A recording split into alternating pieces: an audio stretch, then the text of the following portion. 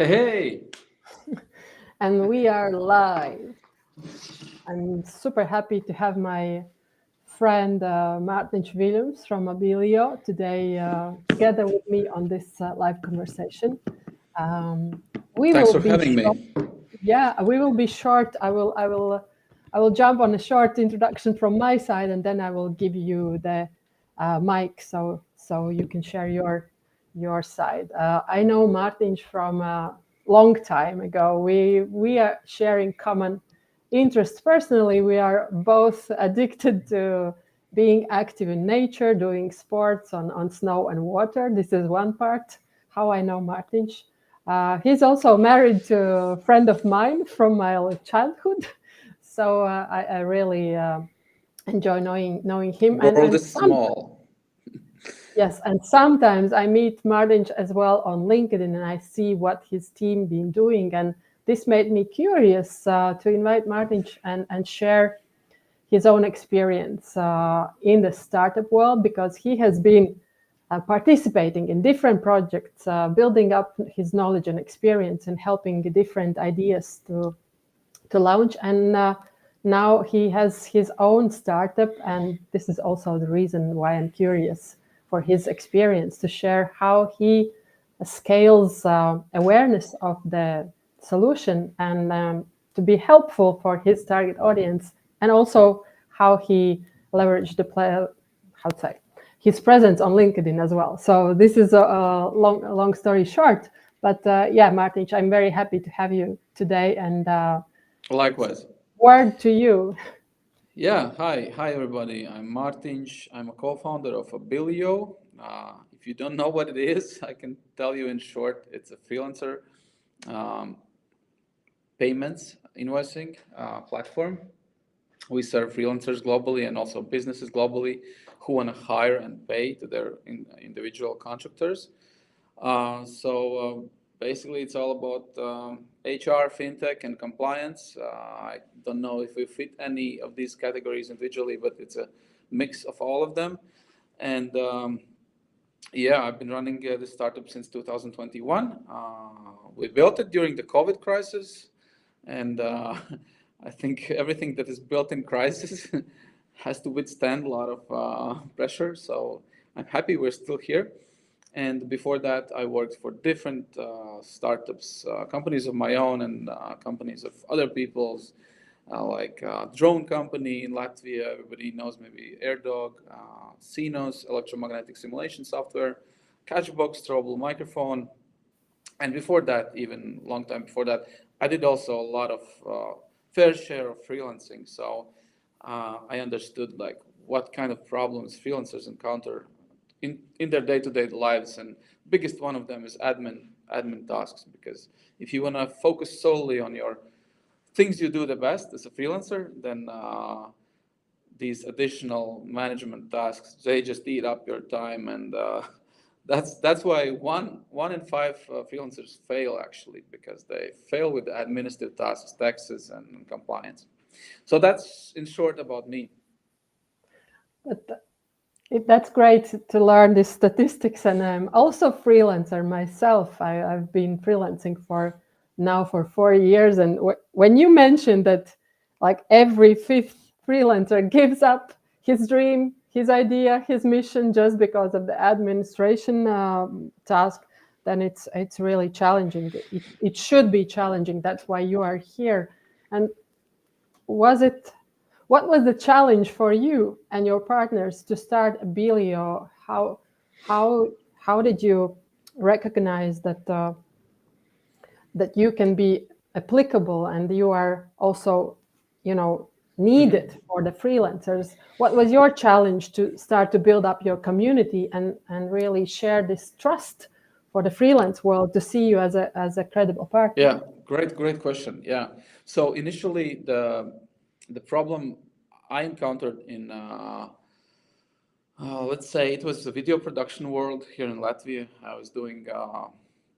was working for different ad sets, movie sets, as a data wrangler or maybe set runner, and because I was super interested in cinema, and I quickly understood that there's like ad set or a movie set is like ad hoc situation where hundreds of people are brought together just for one mission, and there's a lot of paperwork, a lot of different admin and management tasks. So I had a couple of those gigs, and I had to actually invoice the company which hired me, and I didn't have a legal entity to invoice. So before that, I had self-employed status, but I had to close it because I went on unemployment. And if you are on unemployment, you cannot receive benefits if you're still registered as self-employed. So it's kind of a weird situation where you cannot use the perks of both worlds. So I asked my friend, who's a tax consultant and who is now my co-founder, Martins Vilums. He's been running his tax consultancy business for 25 years.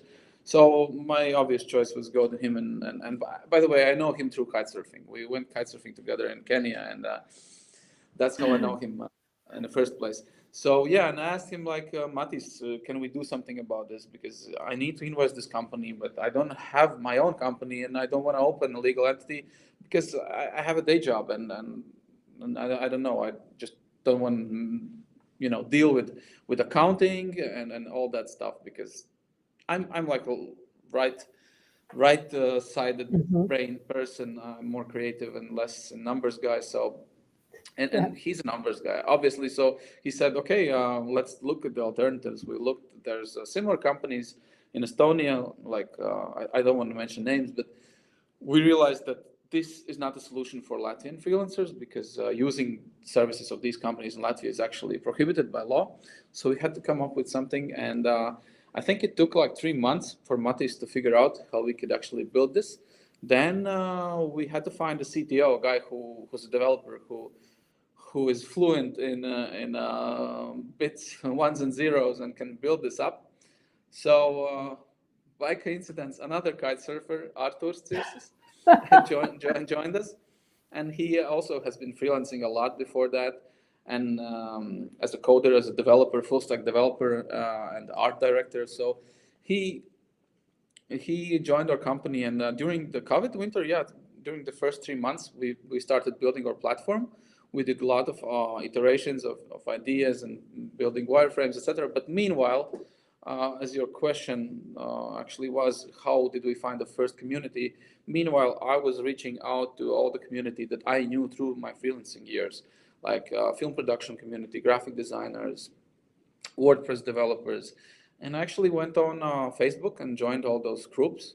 There are a lot of groups where those like-minded people hang out, and I just posted a simple question and a survey, like how do you actually invoice? How do you get paid?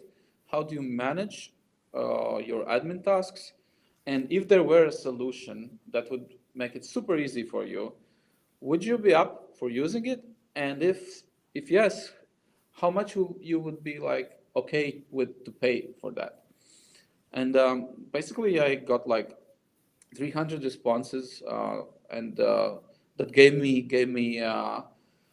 kind of good basis and understanding what people are looking for. And I was pretty sure that this solution is needed because impulsively, first, I felt this need from my side. Matis felt this need from the freelancers he had consulted, and Arturs felt this need also because he has been freelancing. So I think if three people say yes, there is a demand for such solution, and 300 more say so, I think it's a good start. So community played a big role initially Mm. for us to verify the product market fit, although there was not a product yet, but at least idea market fit. It's very important what you said about the verification which you get from the community, and I think it's also one of the credibility points when you position Abillio for the people who don't know you yet. It's those community referrals, case studies, and also that knowledge of the challenges of your target audience, that you are one of them. You have built the product because of your own experience that you had this problem. So I Yeah, think it's actually, I first encountered with this phenomena, like early brand ambassador phenomena, when I was doing Kickstarter campaign for AirDog drones, and I realized that for some people, it's very important to be part of something big. if they just can, at least be a beta testers or give their opinion. They don't even ask to get paid for that, but if you involve them and they have some bigger vision mission in front of them, then they become like your brand fan base for life. And of course, we have rewarded our first users with discounts on fees. Uh, and I think it's very important to do the 200, 300, 400, 500% customer service and customization and everything for first 100 clients, because they will be those who will carry your brand flag and actually do most of referrals initially. And yeah, this is maybe serendipity, but actually that's how it works, because the first 100, they will be very convinced that this is a good product because they have done their input, and they we trust the word of mouth from a friend better than a Google ad or Facebook ad, right? So I'm very convinced that you always have to do most for first 100 customers. It's not the limit, maybe 200, but go extra mile, and then it will pay back eventually, because you will get good feedback about your product, and you will have a good early brand ambassadors. But this is already becoming your social media ambassador team, right? Because the same rules apply on social, like here on LinkedIn, where we meet today, is like your clients, your friends, your ambassadors, your team. Everybody is joining forces to support any posts from you or from company or from your partner Martins. And this is the way to go. The message can then freely start its way to reach more new eyes and let other people to know that there is some credible solution to your very big challenge. So don't quit your business idea. There is this opportunity, so the administration will not take over your dreams, and Abillio is here for you, and there's so many freelancers already exploring this opportunity and using it daily. Yeah, it's awesome. You mentioned that you have been proactive reaching out in the beginning of Abillio using Facebook groups. Do you apply this proactivity and this kind of strategy throughout your experience now daily on still Facebook or LinkedIn, other socials? How do you do it? Yeah, it's a mix. Basically, first of all, we have a newsletter that we send out to all of our signed up users and active users. And for business clients, we also do active outreach with Zoom calls, and we are asking them if it's okay to record this interview and actually ask questions about your case, your problem, and what pains did we solve, and also ask how can we improve. And my dear colleague Alexandra is actually doing that, and I think it's very important to keep your hand on a pulse and check how your business clients are feeling. And as regards to freelancers, we at least twice a year send them surveys to understand like how they are doing, how do they like our product, the experience, what they want to improve. Of course, we cannot promise that we will overhaul the whole system and make new features next day, but still we have them on our roadmap, and we're listening to our customers. And if something has not been delivered yet, don't worry, it will be. But this proactively listening to your customers is very important. So actually, here's a fun fact. I'm still working on a customer service myself. So whenever you write on the intercom chat, it's the co-founder answering you, and I will keep it that way, because I think it's very important to hear first from your customers and react very swiftly and fast. Of course, sometimes my schedule is full and my colleagues take over, but we mostly try to respond in 15 minutes time. So that's also one channel. And then when we have those videos and this information, we also create blog posts to inspire people who don't use our platform. So these case studies are very handy for marketing purposes as well. Yeah, I've recently finished the book of James Clear on atomic habits, and I was inspired to read the book because of his interviews, which I was curiously listening online. And there were interviews also not only about the habits, but also about building this funnel of communication. So you mentioned so valuable points like, you know, the blogs, the newsletter, and also active presence on social, which I see daily on LinkedIn. So I think it's very important that you have those multiple players, but still each of them help each other. They push, you know, when you make a post, maybe you promote your newsletter. When you are a newsletter, you promote some maybe additional feature on the product, and so on. You make a cycle through all your communication channels. Was it easy to build the system? Did you know already what kind of system you want, or it took some steps for you, how it was for Abillio? First of all, yes, you accumulate this knowledge of different softwares that you can use by the years, but of course there are a lot of innovations coming up nowadays, and you have to keep in sync with all the innovations and tools. Like, but of course, there's a big help from Alexandra and Anna, my colleagues, which actually put together those posts, put together videos and interviews and newsletters and LinkedIn posts. But we also have a team of freelancers, which is worth mentioning, and these are the guys who are actually writing the content for us. And as a company dedicated to freelancers, we are also using freelancers, and it would be weird if we wouldn't do that. So we have 5 content writers who write blog posts for us. They're based all across the world, but most of them are in Latvia. But yeah, That's awesome. that's one help. And there's no system, actually. I think you should follow your gut and listen to your customers and just learn from best practices and experiences, because you can see, like, there are some successful companies on LinkedIn, which I see daily, and maybe if you feel like that's the way to do it, and you like the tone of voice and the way they comment with GIFs, go ahead and replicate that. I don't think it's bad to learn from others and also learn from other mistakes. So yeah, we actively post on LinkedIn. We tried other platforms before, but somehow I feel that they're become very niche, like Instagram, X.com, former Twitter, and Facebook. I don't see point of posting anything on Facebook nowadays, because it's more like entertainment.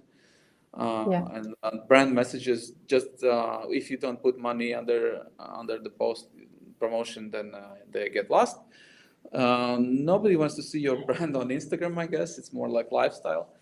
And Twitter, it has become like a right-wing politician discussion board, at least lately. But yeah, it's different. Maybe we will use Twitter in future, but at this point, LinkedIn is like only for professionals, and a lot of stuff you can learn from other people. And we also try to keep our posts in edutainment style, so 80% education, 20% entertainment. So I think you have to focus on maybe on 1 or 2 platforms max. It doesn't make sense, to scatter around all different social media networks. Yeah, it's very interesting what you say, and here I remember the situation from my experience lately. I received 2 prompts from Instagram about possible collaboration, and then I realized those people don't know yet LinkedIn, so they don't feel comfortable finding me on LinkedIn and asking about LinkedIn service within LinkedIn. So they use workaround. They use all the other platforms they are used to speak about the service and help on LinkedIn. So maybe what you mentioned, 2 social platforms is okay, but don't get crazy on being everywhere. But still, sometimes maybe, like in your case, maybe this freelancer is still operating on other platforms as well, and maybe it's worth keeping your presence in couple platforms at the same time. We have 2 types of customers. So freelancers is just one part. Another part are Yeah. businesses who hired them, and of course, Tell us finding more. the Tell us more about your two yeah. audiences. Yeah, so I mean, on LinkedIn, we mostly want to target professionals, highly skilled professional freelancers, and HR managers or businesses actually who hire contractors. So yeah, the second product we have is freelancer management system, which allows companies to hire freelancers globally while we take care of compliance. And we provide freelancers with tax ID and VAT ID for cross-border invoicing, and we also do VAT reports for them. So if you're a company, instead of receiving an Excel spreadsheet with a heading invoice on that, you will receive a globally accepted invoice from company Abillio, and we will then take care of forwarding the payment to freelancer. And we actually have a third product for marketplaces. Basically, if there's a startup who wants to build a marketplace that want to sell any kind of freelancer services, we have API integration that would take care of onboarding and payments and reporting, DSC7 reporting and 1099 reporting, which are respectively in the European Union and US, which are mandatory if you want to do payouts to freelancers or platform sellers. So three products, and yes, of course, we are now building sales channels with different new tools and doing outreach as well. But it all has to be supported by at least one or two social media networks. And I think it's important that if anybody checks out your company, if they have received an email from you, they will first try to find if you're legit. Probably they will check your social media. And Yeah. I know that there was a while when I stopped posting on Facebook, and some people, like one guy wrote to me in chat, "Are you still alive? Because I haven't seen anything from you." So yeah, it's a dilemma, you know. Maybe The thing I wanted to ask you, you mentioned before that you are targeting businesses and targeting HR managers, and in regards to LinkedIn, how you target when it comes to organic presence, and do you do any paid campaigns as well? no, we haven't done paid campaigns yet. We proactively comment on people's posts from our company profile. I think it's a good approach. It kind of builds brand awareness and visibility. We engage in conversations about freelancing and the problems people encounter connected to freelancing and paying freelancers. So we use LinkedIn Navigator as well to find these topics and interesting people. And of course, we haven't done like direct messaging, spamming people's LinkedIn That's profiles. good. That's good. We don't do that.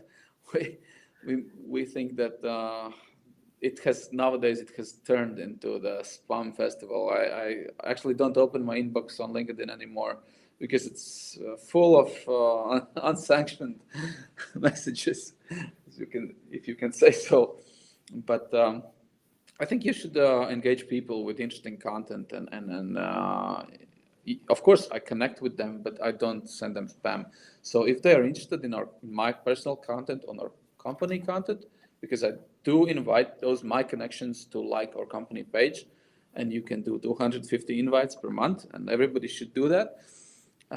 So I think that's important. And by the way, it's not only you, but your colleagues as well, if they are True. admins of your page. So you actually, if you have 10 people on your team, you can make them all admins of your LinkedIn page and just invite your connections, their connections.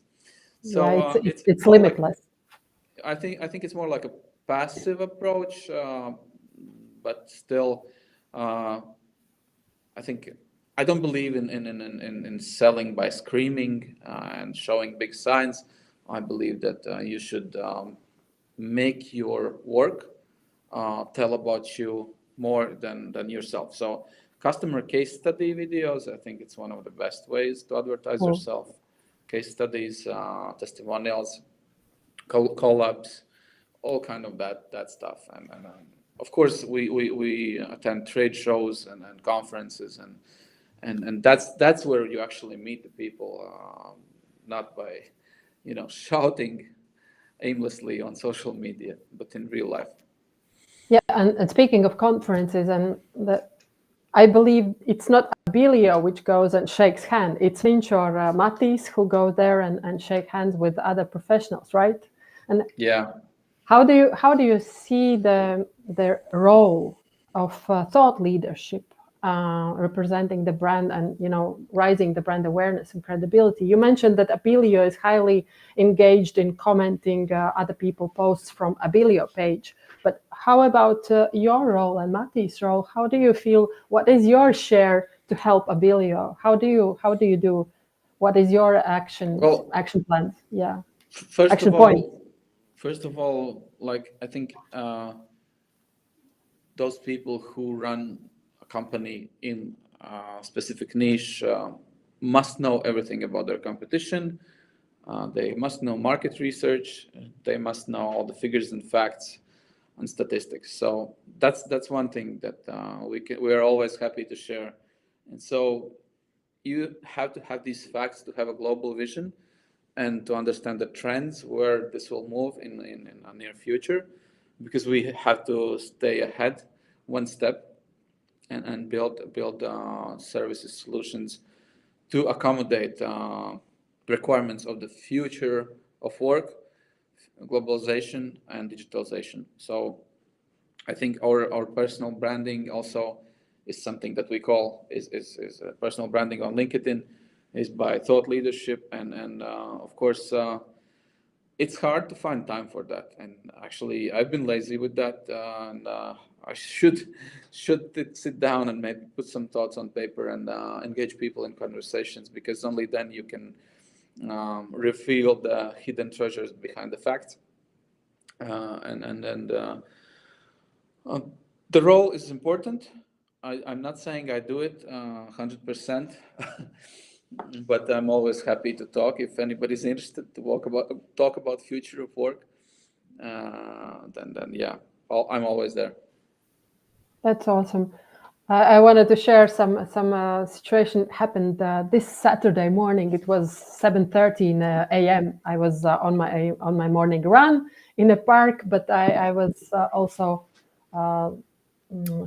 maybe having a pause, and I was checking my LinkedIn, and I saw the post I wanted to engage with, and I post my comment, and a couple minutes later I saw the author was engaging and his board member was engaging to my comment. So I thought, okay, also board members don't sleep, and Saturday morning it's the place where you engage not heavily but more genuinely with your audience. So it's nice to hear that Abillio is doing that. It's nice to hear that you and your co-partner Mattis are present and build relationships with your community. It really helps. Martin, Yeah. I really appreciate your time here. Maybe there is something you would like to wrap up, or some invite to close. Yeah, definitely. I'm happy to connect on LinkedIn, so reach out to me.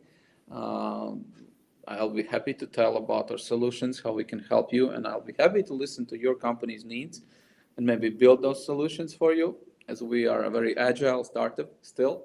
Um, and then basically, yeah, that's it. That's what I want to tell, and I'm happy to be here live. It's my first time being live on LinkedIn, so kudos to Eva. Thanks for that. Thanks for the invite.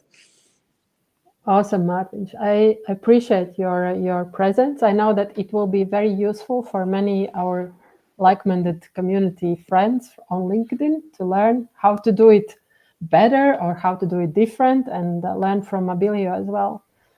Have a good Thanks. day. Thank you. And thank you everyone for joining us in a recording.